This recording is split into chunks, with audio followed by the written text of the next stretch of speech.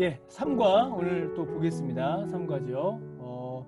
이제 15절에서 23절까지의 내용들을 우리가 함께 살펴보도록 하겠습니다. 바울은 하나님이 교회를 위하여 그리스도 안에서 행하신 모든 일, 하나님께서 교회를 위하여 예수님 안에서 행하신 모든 일이 이제는 계시로 드러난 하나님의 뜻의 비밀이다라고 말합니다. 여러분, 이 말이 뭐냐면요, 하나님께서 교회를 위하여 일하셨는데 그 일은 단순한 일 혹은 그냥 우연히 일어난 일이 아니라 하나님께서 교회를 위하여 예정하셨던, 계획하셨던 일들이 이제 드러난 것이라는 거죠. 그 대표적인 게 뭐냐면 우리입니다. 우리. 여기 모이신 여러분들이에요. 그죠? 하나님께서 우리를 구원하시기로 창세전에 예정하셨는데 그 창세전에 예정하셨던 계획이 교회를 통해서 드러났기 때문입니다. 그 교회는 하나님의 뜻의 실현이다 라고 말하는 겁니다. 그러나 여기 아주 중요한 말이 나와요. 하나님께서 자신의 뜻을 드러내시기 위해 친히 역사하지 않으시면 그 모든 신령한 복의 상당 부분들이 지역교회 회중의 삶에 여전히 감추인 것이 되고 효과적으로 적용되기 어렵다. 여러분, 이 말이 뭘까요? 지난주에도 말씀드린 것처럼 이게 글만 어려워요. 이게 뭐냐면 하나님께서 하나님의 뜻을 교회 안에 드러내지 않으시면, 하나님께서 하나님의 뜻을 교회를 통하여 우리에게 드러내지 않으시면 우리가 하나님의 신령한 복을 누리기 어렵다라는 겁니다. 그러면 여러분, 이 말을 역으로 뒤집으면 어떻게 할까요? 우리에게 주시고자 하시는 하나님의 복을 누리려면 우리가 뭘 알아야 돼요? 우리를 향하신 하나님의 계시, 하나님의 뜻을 알아야 한다는 겁니다. 그러면 우리가 복 받으려면 복 받는 비결은 뭘까요? 복 받는 비결은 하나님의 계시를 아는 거예요. 하나님의 뜻을 알아서, 하나님의 뜻을 깨달아 알아서 그 일을 통하여 하나님의 복을 받게 되는 겁니다. 그래서 바울이 간절히 기도합니다.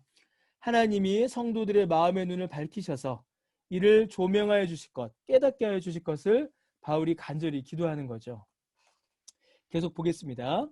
자, 에베소서 1장 15절에서 23절을 보시면요, 바울의 기도는 이제 계시에 대한 간구로 전환됩니다. 계시에 대한 간구.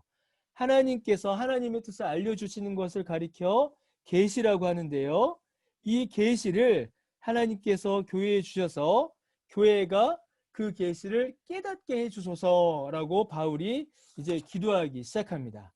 간절히 이제 바울이 기도하죠. 1번으로 바로 넘어가겠습니다. 자, 계시를 위한 바울의 기도, 그리고 그 동기와 방법과 목적이라는 부분이 있습니다. 15절에서 17절에 그게 나와 있어요. 그리스도 안에서 보장된 신령한 복이 있습니다. 그리고 바울이 들었던 그리스도 안에 있는 신자들의 믿음의 소식이 있어요. 그리고 모든 성도를 향한 사랑을 바울이 들었습니다. 이 모든 것들이 바울에게 어떤 기도가 되는가? 만약 하나님이 그리스도 안에서 하늘에 속한 모든 신령한 복을 제공해 주셨고 예배소의 많은 신자가 그리스도를 믿었다면 이 두 가지 사실에 대해 아는 것이 어째서 바울에게 기도의 동기가 되었는가? 라고 질문이 되어 있죠. 예, 늘 지난주에 말씀드렸듯이 질문만 어렵습니다. 질문 어렵고요. 본문을 보면 쉬워요. 본문을 보시면요. 자, 본문을 보시면요, 바울이 기도하는데 어떻게 기도하냐면 신자들의 믿음과 성도들을 향한 사랑을 보고 기도를 해요. 15절에 보면 있죠. 15절 보시면 이로 말미암아 주 예수 안에서 너희 믿음과 모든 성도를 향한 사랑을 내가 들었다라고 이렇게 바울이 말합니다. 그리고 이로 인하여서 기도할 때마다 기억하여 너희로 말미암아 감사하였다라고 이렇게 기도를 해요. 바울이 하나님 앞에 감사하여 기도하였는데 왜 기도했는가? 성도들 안에 믿음이 있었고 성도들 사이에 사랑이 있었기 때문입니다. 두 가지가 나와요. 다시 정리하면 뭐였죠? 성도들을 보니까 예수님을 믿는 믿음이 있었고 또 뭐가 있었어요? 성도들 사이에 서로 섬기는 사랑이 있었다라는 것이죠. 이 두 가지가 바울이 하나님 앞에 감사하는 감사의 제목이었습니다. 그리고 이것을 위해서 바울이 기도했어요. 여러분, 그럼 이게 왜 중요하냐면 이것, 예수님을 믿는 이 믿음과 성도들 사이에 서로 섬기는 사랑, 이 두 가지가 바로 하나님께서 교회를 향하여 주신 하나님의 뭘까요? 하나님의 뜻이고 하나님의 계획이라는 거예요. 하나님께서 교회를 통하여서 이루시고자 하시는 가장 아름다운 모습, 하나님께서 교회의 성도들에게 베푸시고자 하시는 가장 아름다운 것, 그게 뭐냐면 예수님을 믿는 믿음이고 성도들 사이에 사랑이라는 겁니다. 사랑. 이것을 이루기 위해서 우리를 애정하셨다라는 거예요. 어떤 우리였습니까? 예수님을 믿을 능력도 없고 예수님을 믿고자 하는 의지도 없었던 우리. 또 어떤 우리예요? 서로 사랑하고자 하는 의지도 없고 서로 사랑하려는 능력도 없는 우리. 그러시잖아요. 그렇지 않으세요? 그렇지 않으십니까? 사랑하고 싶지만 사랑이 안 되잖아요. 그죠? 사랑하기 싫은 마음만 막 일어나잖아요. 저만 그런가요? 예, 카메라를 다 끄고 계셨고 어떤 표정이신지 제가 예, 그런 우리예요.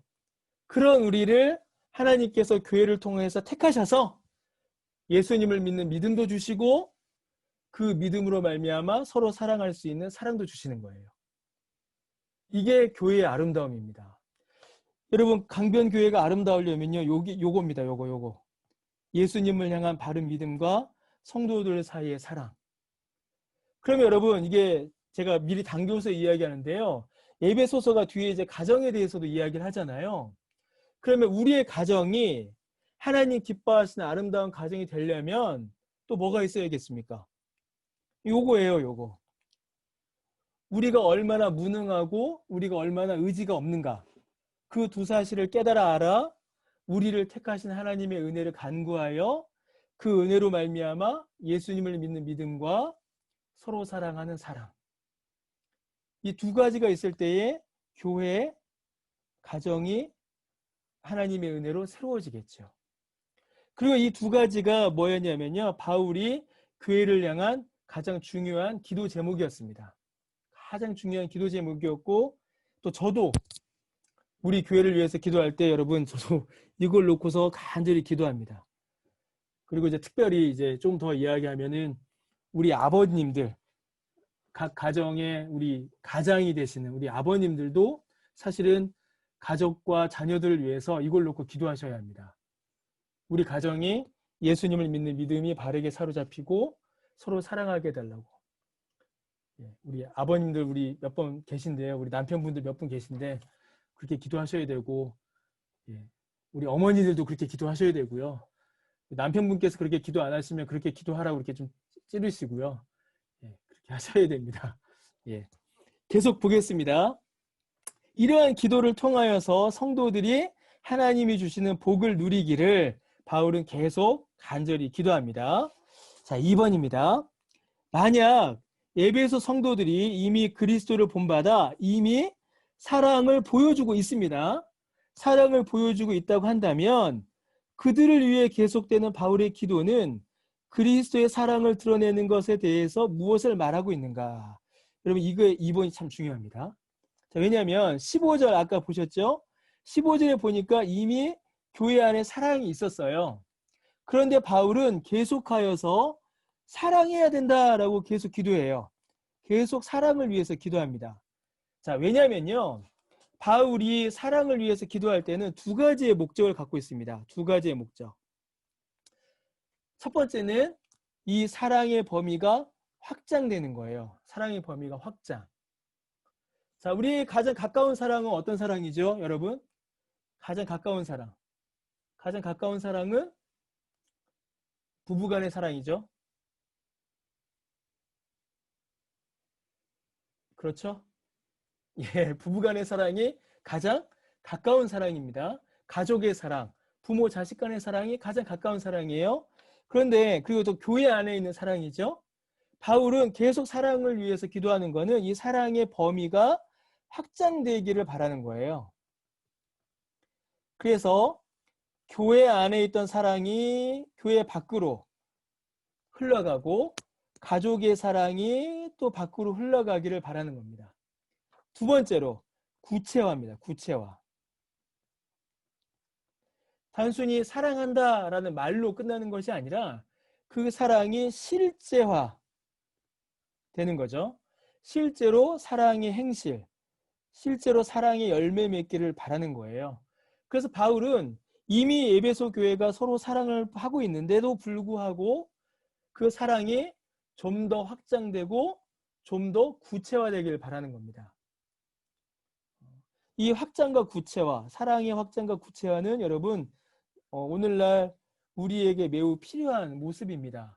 가정에서, 또 우리가 살아가고 있는 세상에서, 또 직장에서 결국 이 두 가지를 통하여서 복음이 증거되기 때문이죠. 세상 사람들이 우리 뭘 보겠습니까? 사랑을 보게 돼요. 자, 계속 보겠습니다. 제가 지난주에도 말씀드렸듯이요. 강의 들으시다가 질문하실 거 있으시면 언제든지 이렇게 마이크를 켜셔서 질문도 하시고, 혹은 제가 말이 빠르면 좀 천천히 해달라고 이렇게 표시해 주셔도 됩니다. 제가 이제 화면이 두 개거든요. 카메라는 여기 있고 여러분들은 여기 있습니다. 그래서 제가 못 볼 때가 있거든요. 여러분 하실 말씀 있으시면 언제든지 이렇게 말씀하시면 좋겠습니다. 자, 계속 가겠습니다. 자, 3번. 예배소의 신자들은 바울의 기도에 10년 이상 포함되어 있었습니다. 바울은 10년 동안 계속 예배소 교회를 위해서, 예배소 교회 성도들 위해서 계속 기도했습니다. 이 같은 사실들은 교회를 위한 바울의 우선순위, 그리고 바울이 지녔던 삶의 우선순위가 무엇인지를 우리에게 알려줍니다.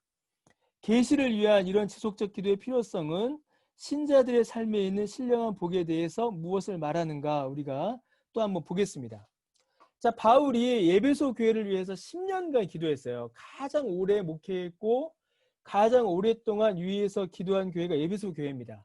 그런데 바울이 예배소 교회를 위해서 한 그 기도의 핵심이 무엇이냐면요.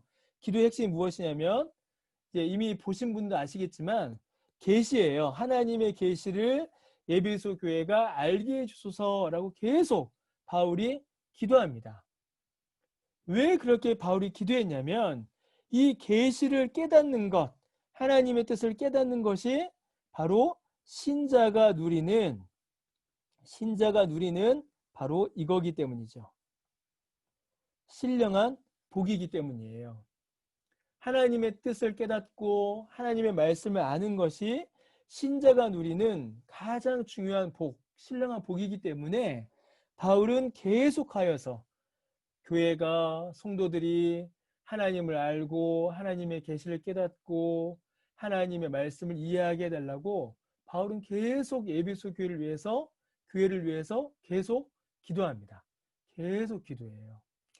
이 부분이 오늘날 교회의 사역, 그리고 목사들의 사역, 목회 사역에 아주 중요한 의미를 갖습니다. 우리가 교회를 위해서 무엇을 기도해야 하는가? 목회자는 무엇을 위해서 기도해야 하는가? 또 여러분들께서는 목회자를 위해서 무엇을 기도해 주셔야 하는가? 이 3번이 어떻게 보면 그 답이 되겠죠. 하나님께서 교회에 세우신 목사, 목회자들을 통하여서 하나님의 계시의 말씀을 계속 깨달아 알고 하나님의 은혜의 깊이의 풍성함을 알아 그 복을 누리게 하는 그 과정이 여러분 매우 중요한 기도의 제목입니다. 그것을 위해서 바울이 계속 기도했습니다. 자, 계속 가겠습니다.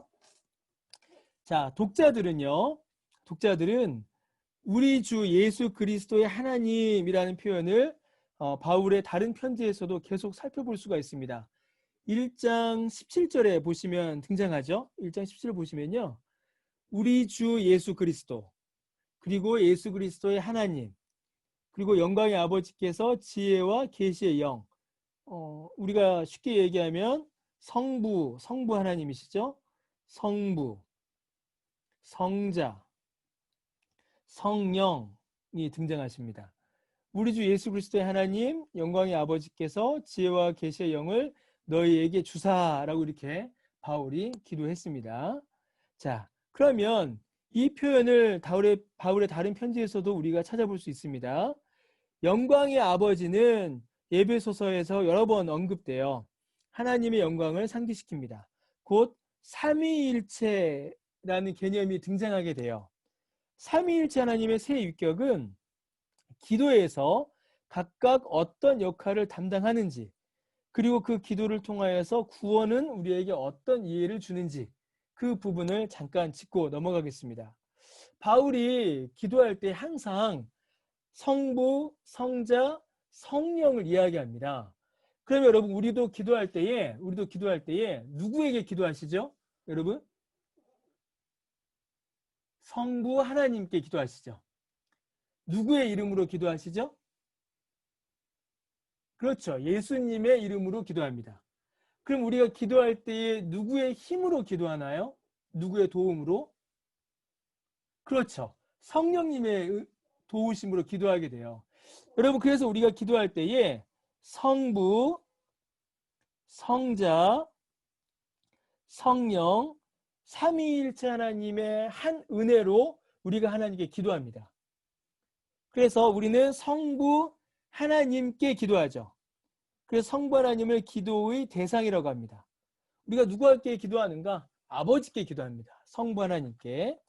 그리고 우리는 기도할 때에 성자, 예수 그리스도의 이름으로 기도해요. 예수 그리스도의 이름으로. 그럼 이걸 가리켜서 뭐라고 하냐면 기도의 근거라고 합니다. 기도의 근거. 그러니까 예수님이 없으시면, 예수님께서 우리에게 은혜를 주지 않으시면 우리가 하나님께 기도할 이유가 없는 거예요. 기도할 근거. 그러니까 기도의 자격이라고도 하죠. 기도의 자격. 기도의 자격이 어디서 왔는가? 예수님으로부터 온 거예요. 그러면 성령님은 뭐 하실까요? 성령님은 기도의 능력이라고 합니다. 기도의 능력. 다른 말로 기도의 실천이라고도 하겠죠. 실제로 우리가 하나님 앞에 무릎 꿇고 기도하는 그 기도의 시간, 기도의 실제, 기도의 실천은 누가 역사하시는 거냐면 성령 하나님께서 우리 가운데 역사하시는 겁니다. 여러분, 이 부분을 우리가 좀 잘 기억하시는 게 필요해요. 어떤 교회에서는 제가 어떤 얘기를 들었냐면 구약은 성부 하나님의 시대, 신약은 성자 하나님의 시대, 지금은 성령 하나님의 시대다. 그래서 구약 시대 때는 성부 하나님께 기도했고, 신약 때는 예수님의 이름으로 기도했고, 지금은 성령님의 이름으로 기도해야 한다 라고 그렇게 말하는 교회가 있어요. 이단 교회 중에. 그 말은 여러분 맞는 말일까요? 틀린 말일까요? 당연히 틀린 말이겠죠. 제가 이단이라고 말씀드렸잖아요. 지금도 우리는 누구의 이름으로 기도드립니까? 예수님의 이름으로 기도합니다. 왜냐하면 예수님의 보혈이 우리로 하여금 하나님 아버지께로 나아갈 담력, 자격을 주셨기 때문이죠. 그리고 우리는 누구에게 기도드립니까? 누구께? 그렇죠. 아버지께, 성부 하나님께 기도드려요.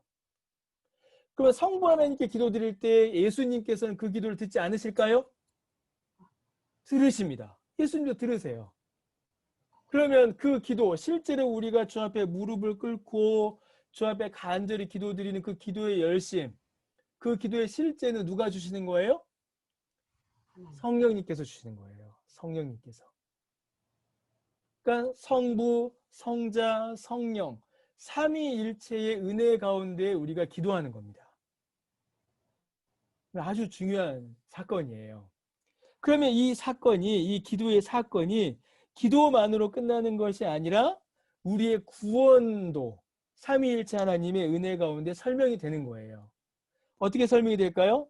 자, 성부 하나님께서는 우리의 구원을 어떻게 하셨을까요?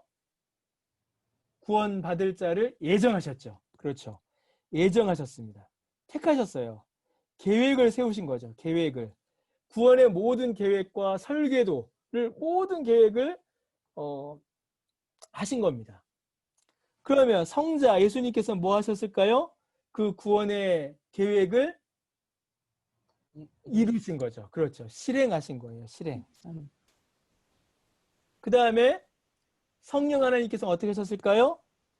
이 구원의 모든 은총을 우리에게 적용해 주신 겁니다. 적용.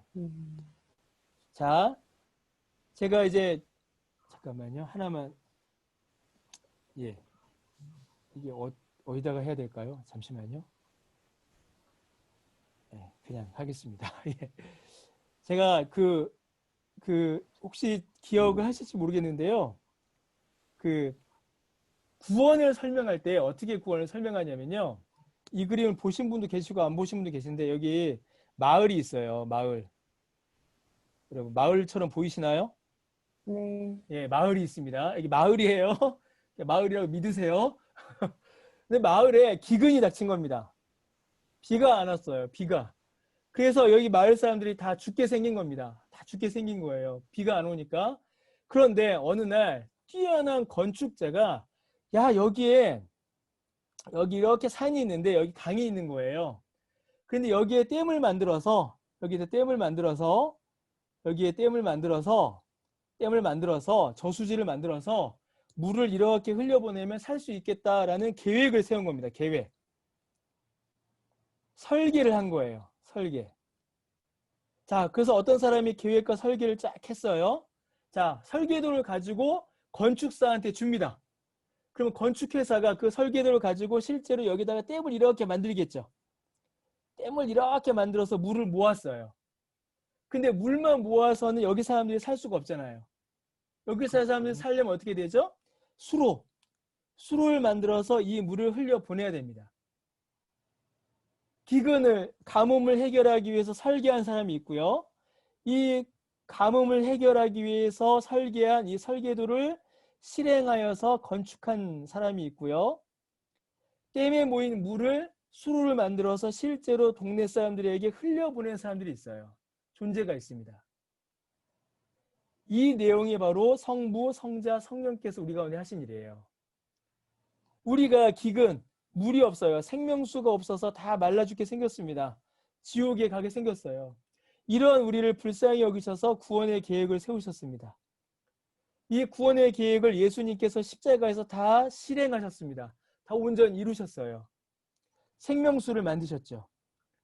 그리고 그 생명수를 실제로 우리에게 흘려보내신 분이 누구세요? 성령님이신 거예요. 이 삼위일체 하나님의 은혜의 역사, 이 은혜의 역사가 교회를 통하여서 우리 가운데 실제로 이루어지게 되는 겁니다. 그래서 기도만이 아니라 구원도 그런 은혜 가운데 있다는 것을 여러분 꼭 기억해 주시기 바라요. 자, 또 넘어가겠습니다. 2번입니다. 자, 이제는 바울의 기도가 좀 옮겨갑니다. 미리 본문을 읽어 오신 분들은 이제 조금 더 쉽게 볼 수 있으세요. 큰 1번은 바울의 기도가 계시, 하나님의 뜻을 알려주세요 라는 데 맞춰졌다면, 큰 2번은 이제 어디에 초점을 맞추냐면요, 능력에 초점을 맞춥니다. 능력. 계시가 하나님의 뜻을 아는 지식의 차원이었다면, 여러분 이 능력은 어디에 초점을 맞추냐면요, 능력은 실제 우리의 삶의 변화에 초점을 맞춥니다. 삶의 변화. 기도하여서 하나님의 뜻을 알게 되면 그 지식이 우리의 삶을 변화시킵니다. 변화시켜요. 그래서 여러분 어떤 분은 이 구원의 지식, 성경의 지식을 그 운전면허에 비유하시는 분이 많으세요. 운전면허 있으신 분들 다 아시죠? 저도 아주 좋은 비유라고 생각합니다. 운전면허를 따기 위해서 여러분 어떻게 하세요? 막 필기 공부도 하시고 학원에서 연습도 막 하시잖아요. 그렇죠? 그래서 운전에 대한 기술과 지식을 우리가 배웁니다. 여기까지는 뭐예요? 여기까지는 지식이에요. 차가 어떤 건지, 기어는 어떻게 해야 되는지, 주차는 어떻게 해야 되는지 지식을 우리가 습득을 해요. 그런데 지식만 습득해서 면허증까지 받았어요. 그런데 실제로 도로에 차를 몰고 가지 않으면 그 면허증은 뭐가 되죠? 장롱 면허증이 되는 거죠. 장롱 면허증. 그러면 여러분 그 면허증은 능력이 있습니까? 없습니까? 없는 거죠. 무능한 거예요. 만약에 우리가 예수님을 믿어서 성경을 알았는데 실제로 삶을 살아가지 못하면 능력이 없는 겁니다. 그러니까 여러분 믿음의 능력을 잘 이해하셔야 돼요. 믿음의 능력은 좀 제가 좀 나이브하게 표현해 드리면 우리가 믿음의 능력을 가졌다, 성령의 능력을 가졌다라는 말은 막 우리가 어느 날 갑자기 방언 기도하고 막 어떤 은사를 행하고 기적을 행하고 이런 차원이 아닌 거예요. 믿음의 능력, 진짜 믿음의 능력은 우리에게 주신 계시, 우리에게 주신 하나님의 말씀을 우리의 삶 가운데서 실제로 살아내는 것. 그게 진짜 믿음의 능력이 되는 겁니다. 우리에게 주신 이 믿음의 면허증을 장롱면허로 이렇게 고이 모셔놓는 게 아니고요. 실제로 그 면허증을 가지고 핸들을 잡고 우리의 인생이라는 도로로 믿음의 차를 몰고 나오는 겁니다. 그게 진짜 믿음의 능력입니다. 에베소서는 계속 그 이야기를 해요. 그래서 계속 교회에서 믿음의 능력으로 살아라. 그 다음에 가정에서 그렇게 살아야 한다. 직장에서 그렇게 살자. 그렇게 계속 이야기를 하는 겁니다. 죄송합니다.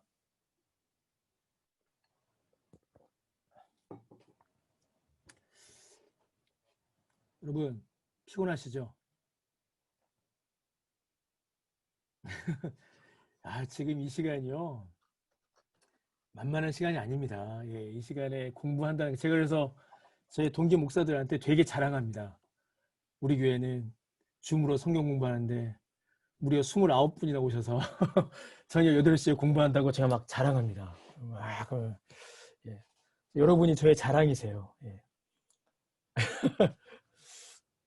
별로 감동이 없으신가요? 저는 되게 뿌듯합니다. 저는 막 이 사진 막 저희 동기들한테 막 보여주면서요. 우리 교회는 이런 교회야. 또 이제 제가 막 자랑을 하죠. 우리 교회는 우리 70 넘으신 권사님들도 막 오셔서 공부하시고 막 이래야 돼서 막 자랑을 해요. 예. 제가 목이 아파서요. 잠깐 쉬었습니다. 자, 계속 보겠습니다. 자, 2번 이제 능력입니다. 계시를 위한 바울의 기도 속에 있는 능력에 대한 강조를 좀 보겠습니다. 오늘 할 것이 많은데 계속 볼게요. 자, 2번에 1번입니다. 18절에서 20절. 자, 바울은 하나님께서 지혜로 하나님 자신에 대해서 더 계시해 주실 것을 간구해요. 여러분, 이 부분이 참 얼마나 중요한지 모릅니다. 이 부분이. 좀 번역을 좀 예쁘게 했으면 좋았는데 뭐라고 하는 거예요? 바울이 기도하는데 어떻게 기도했어요? 하나님을 우리에게 더 알려주세요 라고 바울이 기도했다라는 겁니다. 다른 기도를 한 게 아니라 하나님 자신을 우리에게 더 많이 알려주십시오. 정말 하나님 알기를 우리가 소원합니다.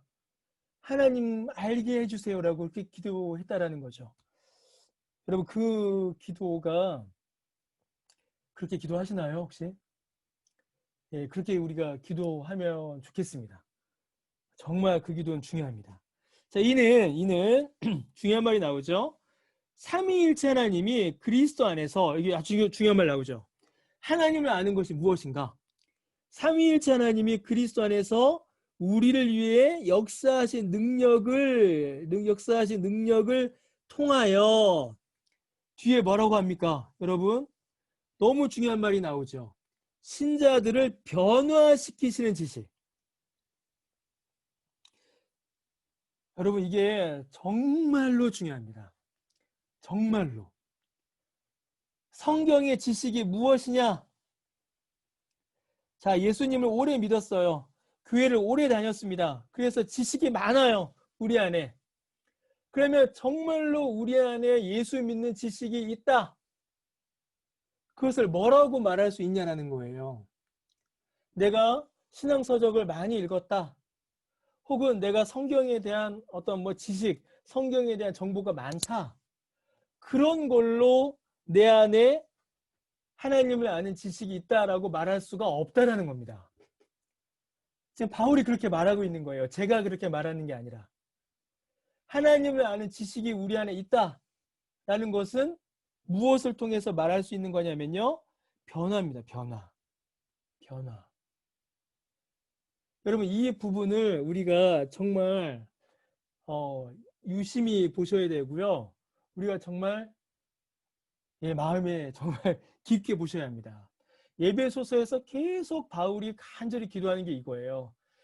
우리를 예정하신 하나님의 뜻을 주의 계시의 말씀을 통하여 깨달아 알아 우리를 변화시켜 주소서. 이게 바울의 기도입니다. 우리의 가정, 나, 교회, 이 변화를 계속 이야기합니다. 그래서 바울이 뭐라고 하냐면요. 기도할 때에 뭐라고 기도하냐면 마음의 눈을 밝히사라고 기도해요. 마음의 눈을 밝히사. 이게 아주 너무나 중요한 표현이죠. 마음 1장 18절에 나오죠.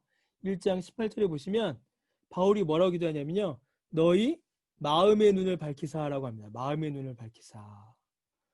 그럼 여러분, 만약에 하나님을 아는 것이 단순히 지식의 문제였다면 하나님께서 우리에게 지혜를 주사 혹은 깨닫는 지각을 주사 이렇게 바울이 기도했겠죠. 근데 바울이 지각을 주사 이렇게 기도하지 않고 마음의 눈을 열어주사라고 이렇게 기도해요. 왜냐하면 성경에서 말하는 이 마음이 굉장히 중요하기 때문입니다.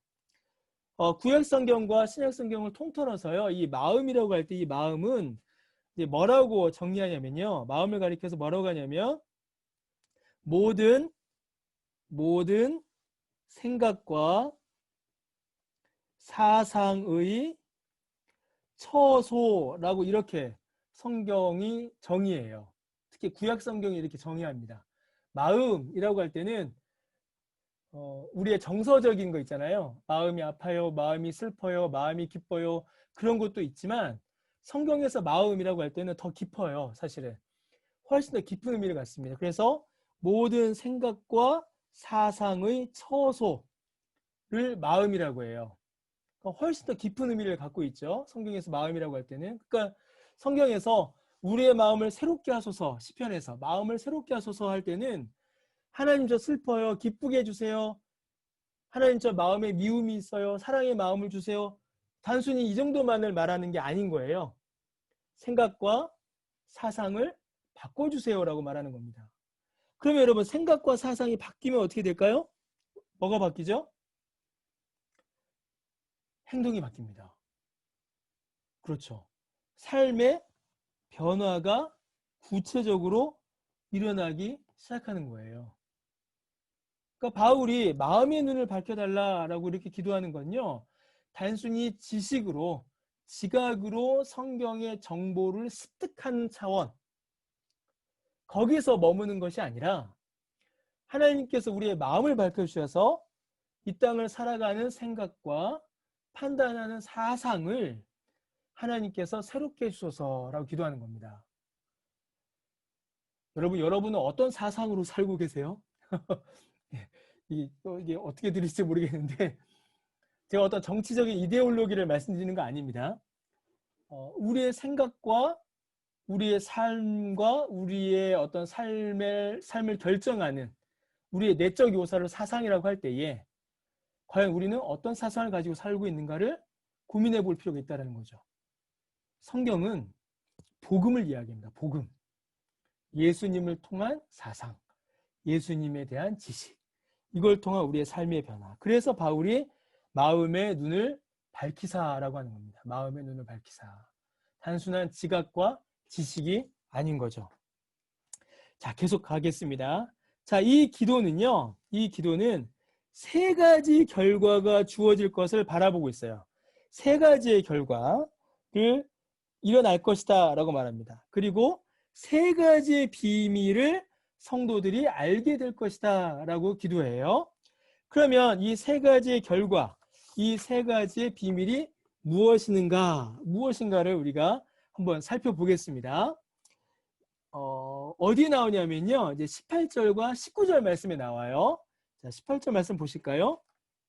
자, 바울이 기도합니다. 하나님께서 여기서부터죠. 17절 여기서부터 기도하는 겁니다. 너희에게 성령을 주사 하나님을 알게 하시고, 여기까지가 이제 큰 1번이었던 거예요. 자, 너희의 마음의 눈을 밝히셔서 무엇을 기대하냐면 부르심의 소망이 무엇이며, 하나님께서 우리를 부르셨는데 그 부르심의 소망이 무엇이며, 두 번째, 성도 안에서 그 기업의 영광의 풍성함이 무엇이며, 두 가지를 아는 거죠. 부르심의 소망을 아는 것이고 기업의 영광의 풍성함을 아는 것이고, 세 번째가 길어요. 그의 힘의 유력으로 역사하심을 따라 믿는 우리에게 베푸신 능력의 지극히 크심이 어떠한 것을 아는 겁니다. 네. 왜 이렇게 바울은 에베소서를 이렇게 어렵게 썼을까요? 네. 세 가지예요. 뭐라고요? 첫 번째, 부르심의 소망입니다. 부르심의 소망이 무엇이고, 두 번째, 기업의 영광의 풍성함이 무엇이고, 세 번째, 하나님께서 우리에게 베푸신 능력의 크심을 아는 것. 이렇게 세 가지가 나와요. 여러분, 이 세 가지는요, 아주 우리에게 큰 은혜를 줍니다. 자, 첫 번째가 뭐였죠? 첫 번째가 부르심의 소망이었죠. 첫 번째가 부르심의 소망이었고요. 두 번째가 기업의 영광이었죠. 기업의 영광의 풍성함이었죠. 그 다음에 세 번째가 우리에게 베푸신 하나님의 능력의 크심, 하나님의 크신 능력이었습니다. 이 세 가지를 성도들이 알면 좋겠다라고 지금 바울이 기도하는 거예요. 그 이 세 가지가 뭐냐면요, 여러분, 부르심의 소망. 제가 지금 이렇게 일방적으로 저만 말하니까 제가 그냥 답을 다 말씀을 드리는데요. 이 부르심의 소망은 하나님께서 우리를 부르셨다라는 그 사실 그 자체입니다. 그럼 하나님께서 언제 우리를 부르셨죠? 언제 우리를 부르셨냐면 창세 전에. 그렇죠. 정수영 권사님 감사합니다. 창세 전에 우리를 부르셨어요. 창세 전에. 그럼 여러분, 이 말은 뭐냐면요, 우리가 예수님을 믿기 이전에도 하나님께서 우리를 이미 부르셨다라는 겁니다. 그러면 이 부르심의 소망이 무엇이며 라는 제목은요, 우리의 과거에 베푸신 하나님의 은혜예요. 심지어 우리가 예수님을 믿기 이전에도 하나님께서 우리를 부르셨기에 그때에도 우리에게는 무엇이 있었냐면 소망이 있었다라는 거예요. 그때에도 우리에게는. 여러분, 과거에 얼마나 많은 절망과 낙심을 경험하셨습니까? 경험하셨나요? 예. 네. 경험했거든요. 우리는 그 과거에도 절망과 낙심이 있었거든요. 그런데 그 절망과 낙심 가운데서 우리가 버려진 것 같았지만 실제로는 전혀 버려지지 않았다라는 거예요. 그때 실제로 만약에 그때 우리가 버려졌다면 우리는 지금 예수님 안 믿었겠죠. 그런데 그때에도 하나님께서 우리를 버리지 않으셨고 우리를 부르셨기에 그때에도 우리에게 소망이 있었다라는 겁니다. 저는 할렐루야예요. 정말로. 할렐루야. 그리고 두 번째, 기업의 영광의 풍성함이 무엇인가? 이 기업은 하나님께서 우리에게 영원히 주실 하나님 나라를 가리켜요. 하나님 나라. 그러면 우리가 나중에 어딜 갈까요? 죽어서 하나님 나라 가잖아요. 하나님 나라. 그런데 그 기업이 하나님께서 우리에게 주실 그 하나님의 나라가 얼마나 풍성한지 우리가 알면 좋겠다라고 바울이 기도하는 겁니다. 바울은 보고 왔잖아요. 3층 천에 올라가서. 그 하나님의 나라, 우리에게 주실 그 하나님의 나라가 얼마나 아름답고 풍성한지 알면 좋겠다. 그러면 여러분, 이거는 우리의 무엇을 이야기할까요? 우리의 부르심의 소망이 우리의 과거였다면 그렇죠. 기업의 영광의 풍성함은 우리의 미래예요. 미래. 우리의 미래. 옛날 우리가 못 살 때에도 하나님 안에서 소망이 있었고, 지금 우리가 못 살고 있다 하여도 미래에는 뭐가 있다고요? 우리에게 소망이 있다라는 겁니다. 지금 우리는 가난해도 저 미래 하나님 나라의 영광의 풍성함이 우리에게 주어진다, 기다리고 있다라는 거예요. 자, 그러면 과거가 나왔고 미래가 나왔어요. 그럼 현실은 어떻게 할까요, 여러분? 현실은 소망이 없나요? 현실도 소망이 있어요. 무슨 소망이 있습니까? 우리에게 베푸시는 하나님의 능력의 그 크심을 알면 좋겠다라고 하잖아요.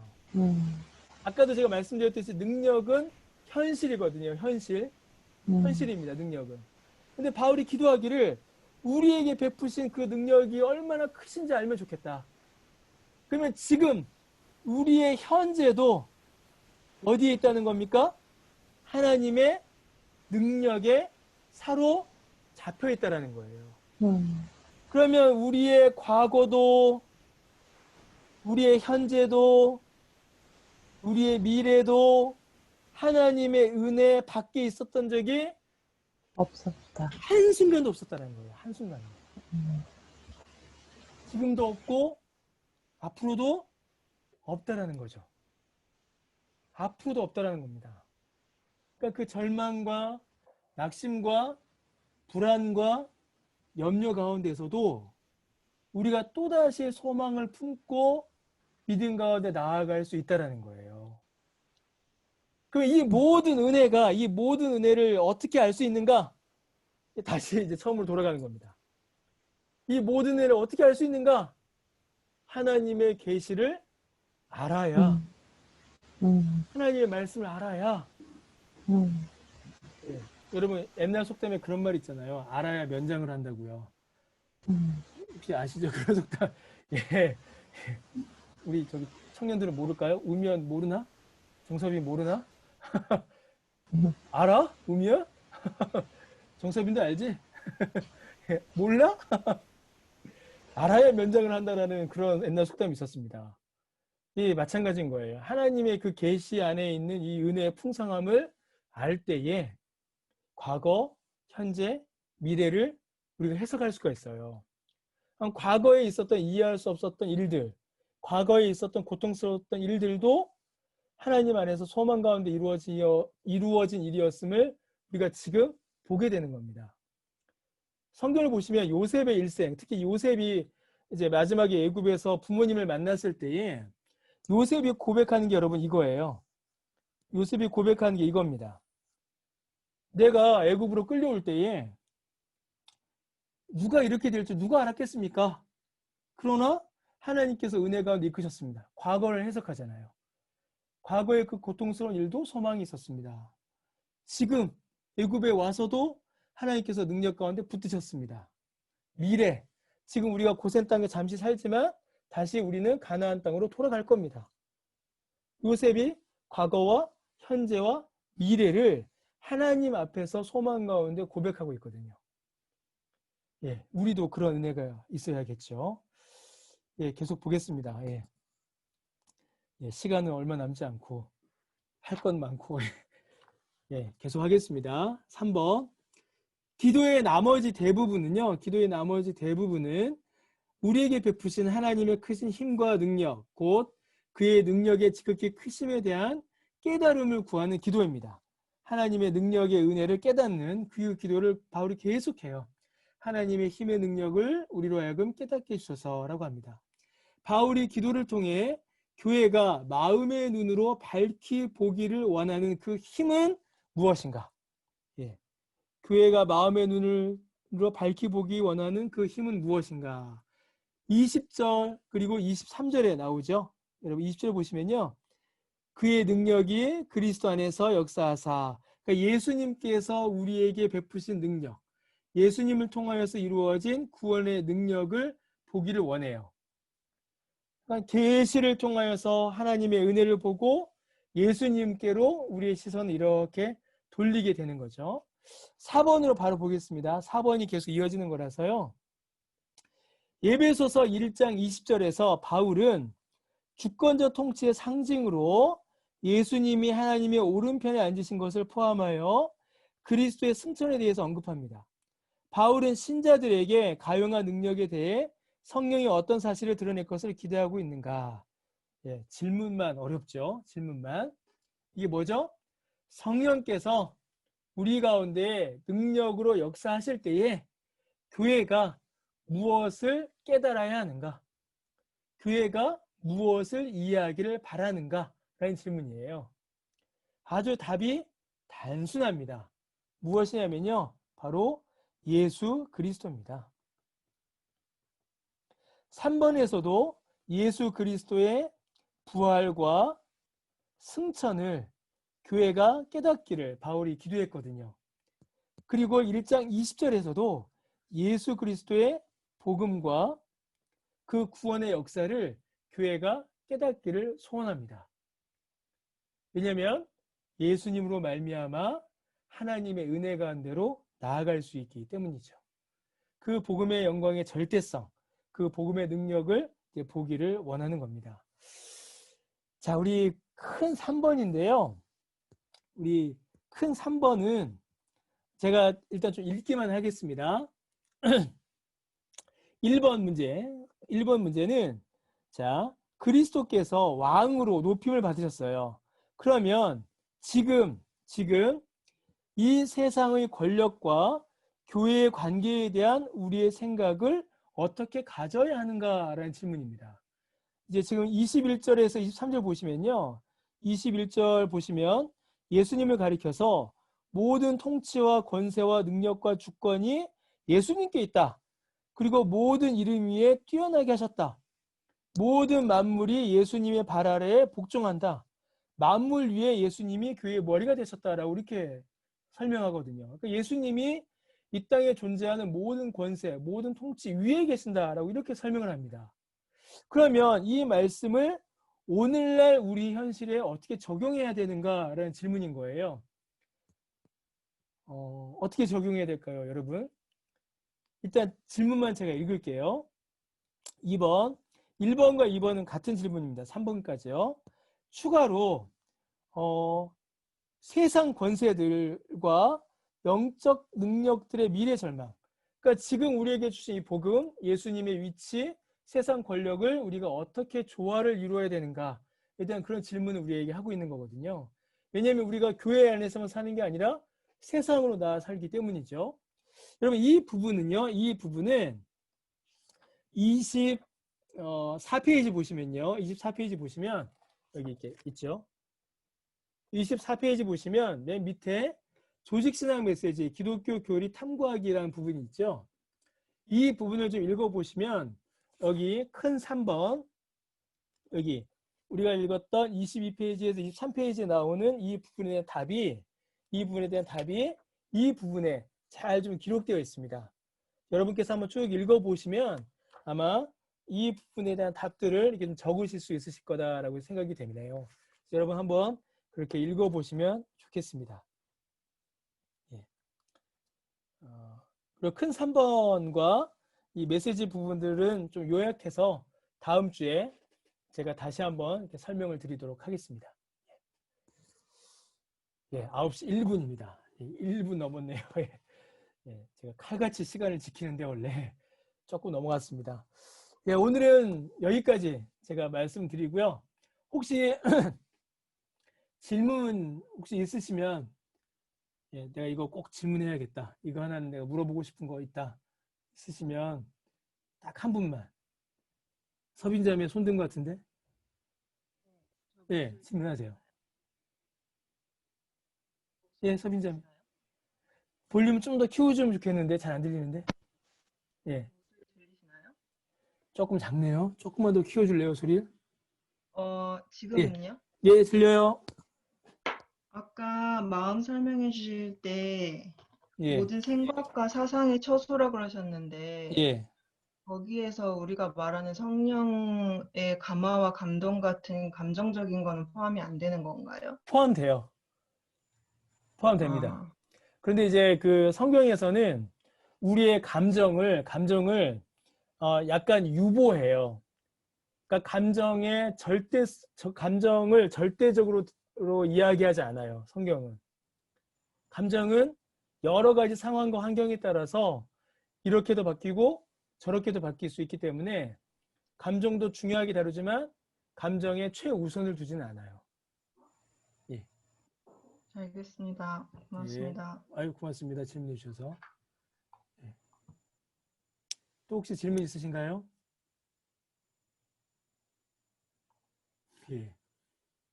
없으시군요. 예. 예, 없으신 것 같습니다. 예, 우리 카메라 한번 다 켜주실까요? 카메라 끄신 분들 잠깐 한번. 예. 예, 카메라 한번 잠깐 켜주시면 좋겠습니다. 예. 아유, 왜 다 카메라를 다 끄고 계셔갖고 제가. 예. 이제 마칠 거거든요. 우리 얼굴 한번 보고 마쳐야죠. 예. 아유, 고양이 또 등장했네. 예. 예, 우리, 예. 송성숙 권사님, 이효 권사님, 서은숙 권사님 세 분이 아직 안 계셨는데요. 예. 얼굴 다 보이시죠? 예. 오늘도 또 저녁 시간에 오랜 시간 동안 함께 해주셔서 감사합니다. 예. 우리 저기 지각하신 분이 계셔갖고요. 출석 체크 다시 한번 하겠습니다. 자, 여기 한번 봐주시고요. 하나, 둘, 셋. 예, 한 번 더 찍습니다. 예. 하나, 둘, 셋. 감사합니다. 예. 더 하실 말씀 없으신 것 같으네요. 그러시죠? 예, 그러면 제가 오늘 기도하실 분을 제가 안 정했습니다. 지난주에 제가 깜빡하고요. 그래서 오늘은 마치는 기도를 제가 하고요. 다음 주에는 우리 김한 집사님께서 다음 주에 기도해 주시면 좋겠는데요. 예. 예. 다음 주에는 김한 집사님 해주시고요. 네, 예, 알겠습니다. 감사합니다. 그리고 그 다음 주에는 우리 정인배 집사님께서 예, 기도해 주시기를 부탁드릴게요. 네, 알겠습니다. 예, 감사합니다. 예, 그럼 오늘은 제가 하고요. 다음 주는 김한 집사님, 그 다음 주는 정인배 집사님 해주시겠습니다. 그 다음에는 어느 분 하실지 모릅니다. 예, 다 긴장해 주시고요. 제가 기도하겠습니다. 하나님 은혜를 감사드립니다. 오늘도 주께서 은혜 허락하여 주셔서 함께 모여 성경을 공부하게 하시니 참으로 은혜 감사드립니다. 예배소서 말씀을 통하여서 우리에게 베푸신 하나님의 은혜를 깨닫습니다. 참으로 할렐루야 찬양 드릴 수밖에 없습니다. 이 은혜를 늘 깊이 깨달아 알며 그 은혜 가운데 거하는 우리 모두가 될 수 있도록 은혜 베풀어 주옵소서. 감사드리며 예수님의 이름으로 기도드립니다. 아멘. 예, 감사합니다. 모두 수고하셨습니다. 우리 마이크 다 켜시고 인사하시고요. 나가시면은 예, 한 분씩 나가시면 제가 불 끄고 나가겠습니다. 감사합니다. 수고하셨습니다. 수고하셨습니다. 감사합니다. 안녕. 수고하셨습니다. 네. 아유, 감사합니다. 늦은 시간까지 너무 애쓰셨어요. 예. 네, 목사님 수고하셨습니다. 고맙습니다. 감사합니다. 감사합니다.